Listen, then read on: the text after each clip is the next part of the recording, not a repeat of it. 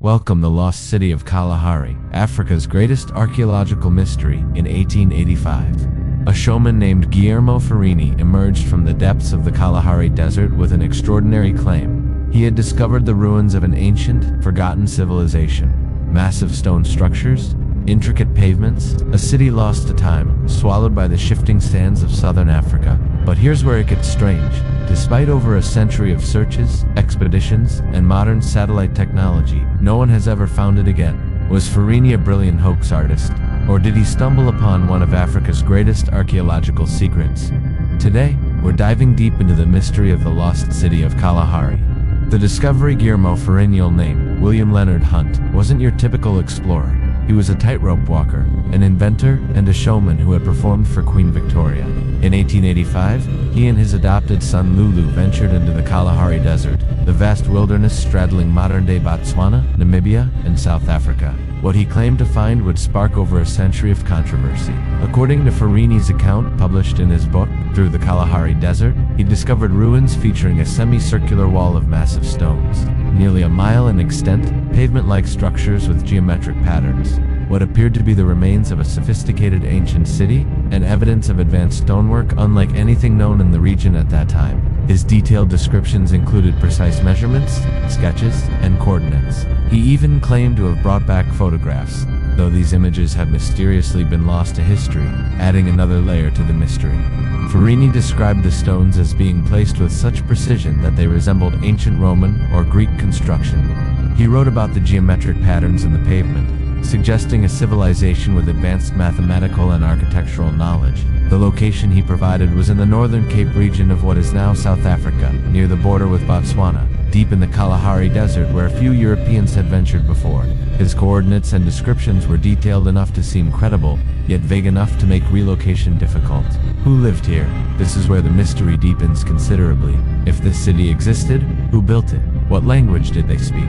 What civilization could have constructed such monuments in one of Africa's most inhospitable environments? The Kalahari region has been inhabited for tens of thousands of years, primarily by San people, also called Bushmen. The San are among the oldest indigenous groups in Africa, with genetic studies suggesting their ancestors have lived in southern Africa for over 100,000 years. They speak Khoisan languages, famous for their distinctive click consonants, sounds represented in writing as symbols like a and a. These languages are among the oldest on Earth.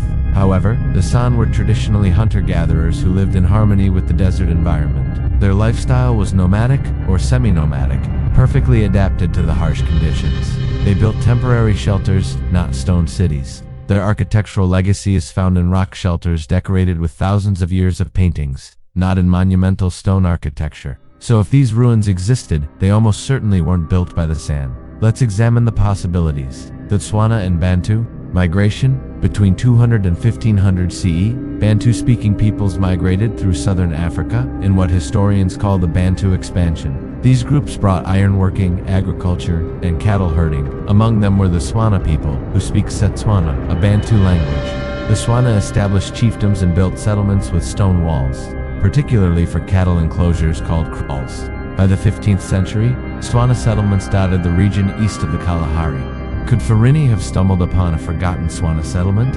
It's possible, but Tswana stone construction was typically functional rather than monumental. The Great Zimbabwe Connection. Great Zimbabwe, located in modern Zimbabwe, was a powerful stone-built city that flourished between 1100 and 1450 CE. Built by ancestors of the Shona people who spoke Bantu languages, this civilization controlled trade routes and built impressive stone structures without mortar. At its height, Great Zimbabwe had a population of perhaps 18,000 people. The civilization had extensive trade networks reaching the coast and beyond. Some early theorists wondered if the lost city could be a southern outpost of this civilization or a related culture. However, Great Zimbabwe is over 1,000 kilometers from Farini's claimed location, and no archaeological evidence links Great Zimbabwe's sphere of influence that far southwest. The Khoikhoi possibility. The Khoikhoi, related to but distinct from the San, were pastoralists who inhabited southern Africa. They spoke Koko, another Khoisan language with click consonants. The Khoikhoi had more settled communities than the San, built larger settlements, and kept large herds of cattle and sheep. However, there's no historical or archaeological evidence of the Khoikhoi building stone cities of the scale Farini described. The Sotho-Tswana settlements.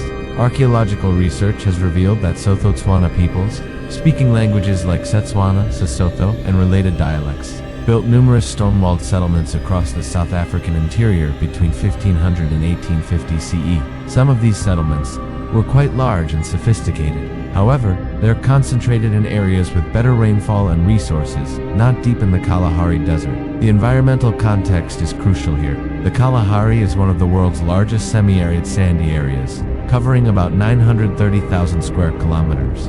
While not a true desert in all areas, much of it receives minimal rainfall. Supporting a large population capable of building monumental stone architecture would have required resources: water, food, building materials that simply weren't available in the heart of the Kalahari. The search for the lost city for over 135 years. Explorers, archaeologists, treasure hunters, and adventurers have searched for Ferrani's lost city. Early 20th century expeditions. In the decades following Ferrani's announcement, multiple expeditions attempted to relocate the ruins using his coordinates and descriptions. All returned empty-handed. The harsh desert environment made searching difficult, and Ferrani's coordinates proved either inaccurate or impossible to follow with the navigation technology of the time.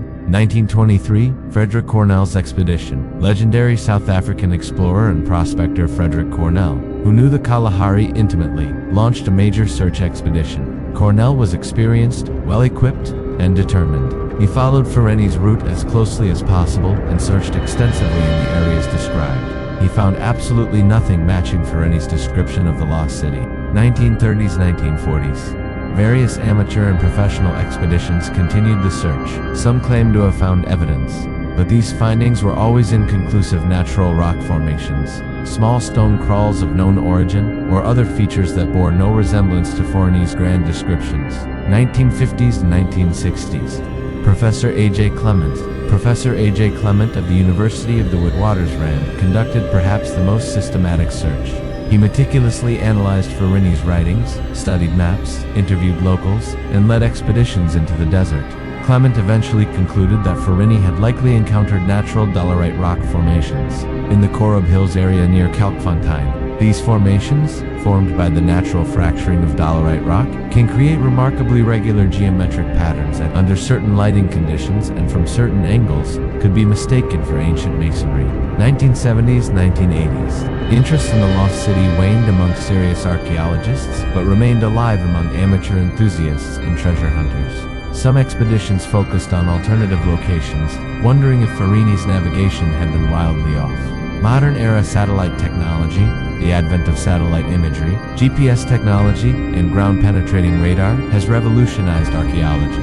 The entire Kalahari region has been mapped from space with incredible detail. Archaeologists can now identify stone structures, ancient settlements, and landscape modifications from orbit. Multispectral imaging can reveal features invisible to the naked eye. Yet, despite all this technology, nothing matching Ferrani's description has ever been found. What African historians and archaeologists say: the academic community, particularly African scholars who have dedicated their careers to studying the region's archaeology and history, has weighed in extensively on the lost city mystery. Professor Thomas Huffman, one of the world's leading experts on Southern African Iron Age archaeology at the University of the Witwatersrand, has extensively studied stone-building traditions in southern Africa. He has stated unequivocally that there is no archaeological evidence supporting the existence of a stone city matching Ferrani's description in the Kalahari. Huffman's work has documented the actual pattern of settlement in the region: continuous sand occupation for millennia, followed by the gradual arrival of Bantu-speaking peoples with their distinctive pottery, ironworking, and settlement patterns. None of this evidence points to a lost city. Dr. David Morris, an archaeologist at the McGregor Museum in Kimberley, South Africa, has written extensively about the Ferrani mystery. Morris has personally investigated the areas where Ferrani claimed to travel and has studied the geological formations in the region. He argues persuasively that Ferrani most likely encountered natural dolerite rock formations, which are common in certain parts of the Northern Cape.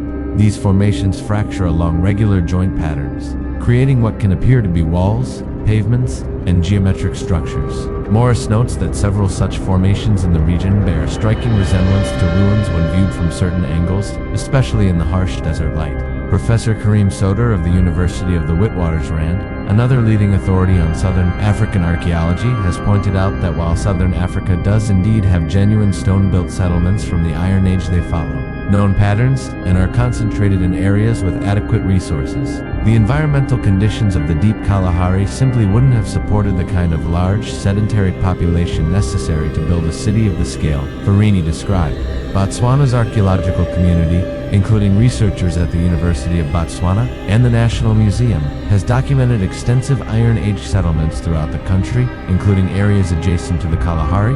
These settlements show characteristic features: stone walls forming livestock enclosures, grain storage facilities, iron smelting sites, and distinctive pottery styles. None of these known sites matches Farini's description, and systematic surveys of the Botswana Kalahari have revealed no unknown cities. South African archaeologists have also noted that the colonial era produced numerous lost city stories throughout Africa, often reflecting European fantasies about ancient non-African civilizations rather than reality. The myth of Great Zimbabwe being built by Phoenicians or Arabs, since disproven, is the most famous example. Farina's story fits this pattern of colonial-era myth-making. What really happened? So what's the truth? Why has no one ever found Farini's lost city? Several theories attempt to explain the mystery. Theory 1. Natural rock formations. The most accepted explanation, the scientific consensus, is that Farini encountered natural geological formations, most likely in the Korab Hills or Ayerkoff region near Kalkfontein, in the northern Cape. Dolerite is an igneous rock that forms when magma intrudes into other rock layers and cools. As it cools, it contracts and fractures along very regular patterns, creating columnar joints and blocky structures. These fractures can create what appears to be regular masonry, with blocks that look cut and placed by human hands. When weathered and partially buried by sand, these formations can look even more like ruins.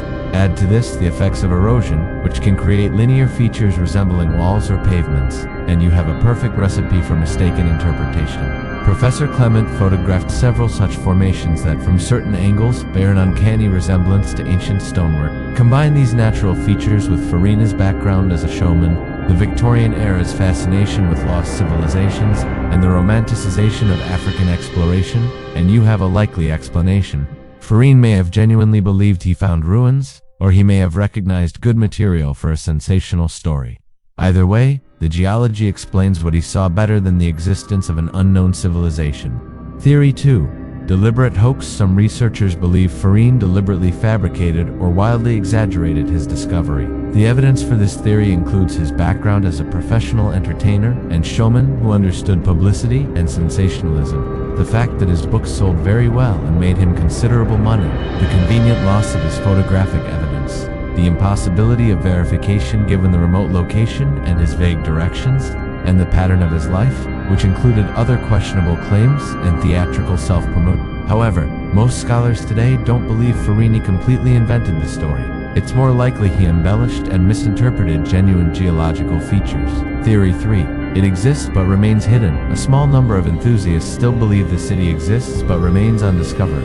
They argue that the Kalahari's shifting sands could bury and reveal features cyclically, that Farini's coordinates were slightly off but essentially correct, that modern searchers have looked in the wrong specific locations, or that climate change has altered the landscape enough to hide the ruins. However, this theory faces overwhelming obstacles. Modern satellite multispectral imaging can detect buried structures, ground-penetrating radar can see beneath sand, systematic archaeological surveys have covered the region extensively, and the environmental conditions of the Kalahari make a large ancient city implausible from an archaeological standpoint. Theory 4.